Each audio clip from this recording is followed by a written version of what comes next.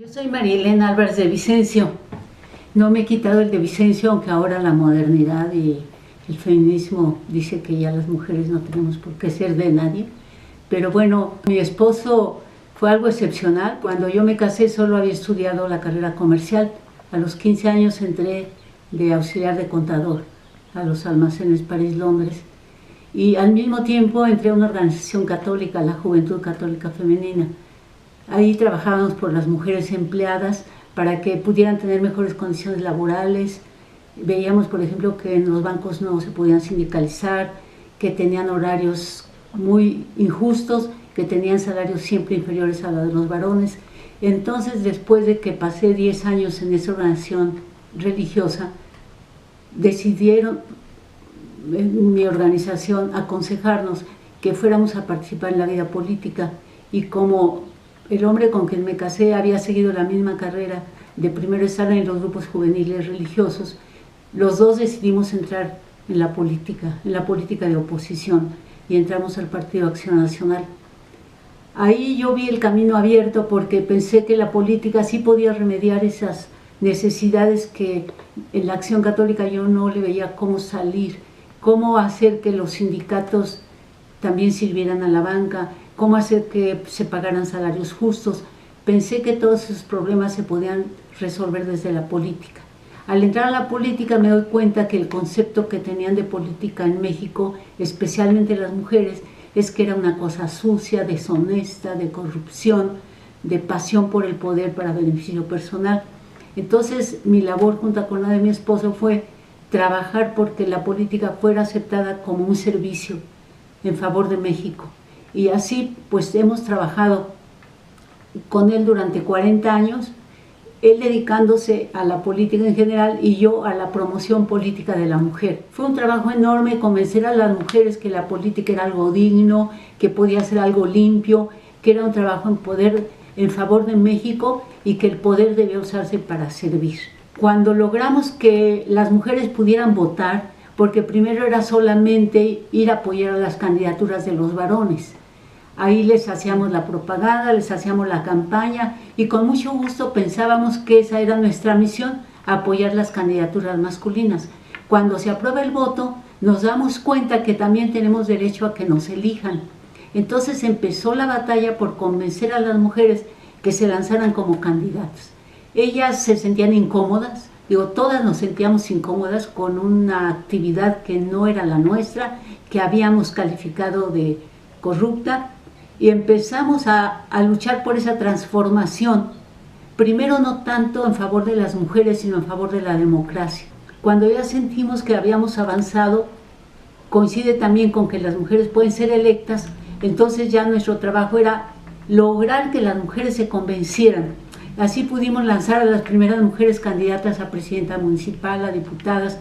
Claro que ninguna ganaba, pero como no era el objetivo que ganaran, sino que se fueran convenciendo de que la política era nuestro campo, entonces seguíamos muy contentas porque cada vez la oposición ganaba más votos, aunque no ganara ningún puesto, y así pasaron 50 años. Nuestro trabajo era depurar el padrón. Los niños, las mujeres, todos ayudábamos a checar casa por casa si vivían los que decían que se habían empadronado, hasta que logramos ganar la primera gubernatura, y el primer gobernador de Baja California demuestra que era más barata la credencial con fotografía para votar que sin fotografía. Ese fue el primer paso de depuración real del padrón, porque ya con fotografía era más difícil empezar a falsificar nombres simplemente para votos. Ese fue el primer triunfo de la oposición. Y entonces ya fue menos difícil y empezaron a ver los primeros triunfos de mujeres diputadas, de mujeres presidentas municipales, pues muy con cuentagotas fueron saliendo. Pero fue muy satisfactorio ver que las mujeres que ganaron hicieron muy buen trabajo en los municipios. Todavía en esa época la mística del servicio dominaba en la política de oposición. La lucha de las mujeres actualmente sigue siendo que la política sea considerada como servicio a los demás y no que el gobierno sea para servirse. Para poder sentirme útil en esta lucha comprendí que tenía que estar preparada, porque el primer pretexto que nos ponían los varones cuando queríamos lanzar a una mujer decían, es que no están preparadas. Y yo ahora les digo, vayan a la universidad y vean que más de la mitad de los alumnos son mujeres. Así que prepárense los varones, porque las mujeres ya estamos siendo, ahorita podemos decir que igual preparadas, pero en muchos campos menos preparadas. Yo tuve la suerte de contactar con un esposo que no se sentía mal de que su mujer destacara. Al contrario, él me decía, es que tú tienes capacidad para hacer carrera académica. Entonces él me ayudó a revalidar la secundaria, porque yo tenía certificado de comercio que no estaba reconocido por la SEP. Entonces logré pues hacer mi secundaria abierta para que me dieran el papel de secundaria. Luego igual lograr que me dieran el papel de normal. Tuve que cursar la normal porque dije, bueno, en lugar de hacer prepa voy a hacer normal, porque yo siempre quise ser maestra. Entonces logro hacer la carrera normal, y en cuanto tengo ya en mis manos el papel de que ya tenía yo normal para maestras, me lanzo a estudiar ciencia política. Yo inicialmente quería estudiar psicología educativa, pues para ser la mejor madre, educar mejor a mis hijos, hacer unos hijos sabios y santos, era mi meta. Pero dije, el país necesita gente preparada en política. Entonces, a los 50 años entro a la licenciatura de Ciencia Política. Y me apasiona el conocer todo lo que el país puede ser. Y me sigo, hago la maestría en Ciencia Política, pues me inscribo en el doctorado. Y entonces ya mi tesis de doctorado es una respuesta a lo que yo había encontrado de la corrupción en la política. Mi tesis doctoral fue la ética en la función pública. En el periodo 80-84, que el Partido Acción Nacional, al cual pertenecí desde que ingresé a la política, sufría una crisis, no pudo tener candidato a la presidencia de la República por divisiones internas. Entonces me piden que yo me lance candidata a diputada, pues para dar ejemplo a otros de que se animaran aunque no ganáramos. Yo estaba segura de que no iba a ganar, pero hago una campaña como hacíamos las campañas entonces, casa por casa, puerta por puerta, hablándole a las mujeres especialmente, porque íbamos por las mañanas, hablándoles de lo que es la patria, de por qué debían votar. Y como yo en ese tiempo también ya estaba trabajando en una escuela, les hablaba del problema de los niños que en primer año estaban repitiendo mucho por la letra script. Total que hice una campaña de ayudar a las madres de familia, especialmente, porque era con las que me veía todas las mañanas. Y mi única oferta de campaña fue, y me da mucho gusto que se cumplió, que no se podía reprobar a ningún niño de primero, sino que tenían que pasar al segundo, y los maestros tenían que esforzarse porque el niño aprendiera a leer. Y a partir de entonces, pues mi pasión fue el estudio, al mismo tiempo que el trabajo político.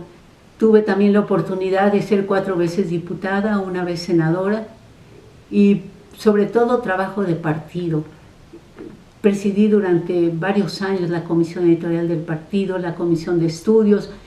Tuve la suerte de ver que hubiera alternancia en el país. Me tocó ver la toma del poder, que fue una experiencia increíble de cómo romper la estructura monolítica del partido oficial. Todo lo que tuvimos que hacer en la Cámara para lograr la toma de posesión de Felipe Calderón. O sea, fueron 12 años de una lucha muy interesante de un México que se asomaba a la democracia. Ya con la alternancia cambió mucho nuestra actividad política, porque en los primeros años que no había financiamiento público, pues el partido no tenía oficinas propias, las casas de los panistas eran las oficinas, el comedor de nuestras casas eran las salas de juntas, eran las bodegas de la propaganda, y así salíamos en familia sábados y domingos a checar casa por casa el padrón. Hacíamos las tortas para el día de las elecciones. Bueno, uno de los triunfos principales de la oposición fue lograr que se creara el IFE entonces, porque las elecciones las hacía la Secretaría de Gobernación directamente. Entonces, pues no había quien les llevara alimentos a las casillas. Nosotros teníamos que elaborar nuestros alimentos para los representantes de casilla, conseguir a los representantes, cosa que nos daba mucho gusto que la gente se ofrecía voluntariamente. Entonces, como partido de oposición teníamos mucha respuesta. Comparándolo ahora, se ha desvirtuado eso, porque ahora se les paga a los representantes y ya no quieren ir si no se les paga, y pues no se capacitan debidamente. Y antes era una entrega generosa, y desde que las mujeres tenían el voto, las mujeres eran el mayor número de representantes de casilla que teníamos, las mejores capacitadas, las que más luchaban por la autenticidad del voto, las que ponían todas las protestas cuando veían irregularidades en las casillas. Yo creo que ese trabajo de oposición de las mujeres las capacitó y las motivó. Y yo creo que el trabajo de las mujeres fue definitivo para el avance democrático. Ahora pues ya tenemos mujeres que se quieren lanzar de candidatos voluntariamente, no es como antes que íbamos a rogarles, oye, lánzate, no, pero es que yo no sé cómo hacerle, es que me da miedo, es que nunca he hecho, y qué dirá mi esposo. Entonces ahora pues los cambios sí son notables. Ahora también las mujeres quieren ser candidatas. Ahora nuestra lucha está en que los hombres acepten la paridad, que por lo pronto es obligatoria en lo legislativo, y también tenemos que luchar porque la paridad también sea obligatoria en el Ejecutivo, porque el gabinete, que es el que aplica las políticas públicas, pues tiene que tener visión de hombres y de mujeres. Tenemos todavía mucho por hacer, pero creo que las mujeres están dispuestas y vamos por buen camino. Sí. Actualmente las mujeres cada vez tienen más inquietud para prepararse con el fin de acceder a esos cargos públicos, y por eso se acercan a tomar cursos como este. Tienen que ser unos años a los que yo renuncie a algunas cosas en bien del país. Esa capacitación es indispensable para que México pueda avanzar con el trabajo de sus mujeres. Entonces ahora ya tenemos ley que nos permite estar en las diputaciones locales, federales, en equidad del 50%, pero los obstáculos que estamos encontrando, a algunas les parecen insuperables, y tenemos que ser muy conscientes de no dejarnos seguir sojuzgando. Tenemos ejemplos muy dolorosos de candidatas que son puestas por los varones y los ponen por ser sus novias, sus esposas, sus amigas. Y algo tan desagradable que yo también me acabo de enterar, que hay algunas mujeres candidatas que aceptan la candidatura con la condición de que le pasen la mitad de su sueldo al jefe del partido que les permitió ser candidatas. No es una pelea contra los hombres, es una necesidad de llegar a la igualdad esencial. Nosotros luchamos porque se reconozca la igualdad esencial de la mujer como persona, que somos iguales esencialmente, aun con las diferencias fisiológicas, esencialmente somos iguales que los varones.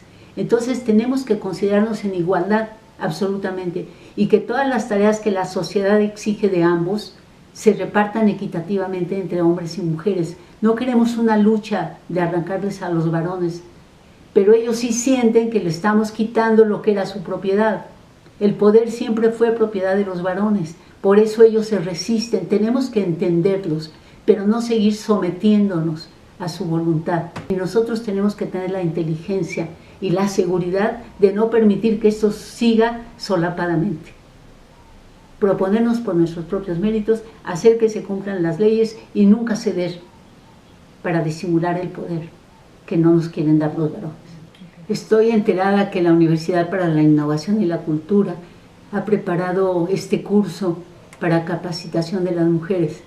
Creo que es una obra muy meritoria que va a ayudar muchísimo a que las mujeres sean capaces de estas innovaciones, porque son innovaciones de fondo, no de forma, y yo creo que todas quienes participen en este curso van a salir con una nueva visión de cuál es su papel, y con esto también podemos demostrar que estamos igual, o bueno, sin que ellos se sientan mal, mejor preparadas que los varones.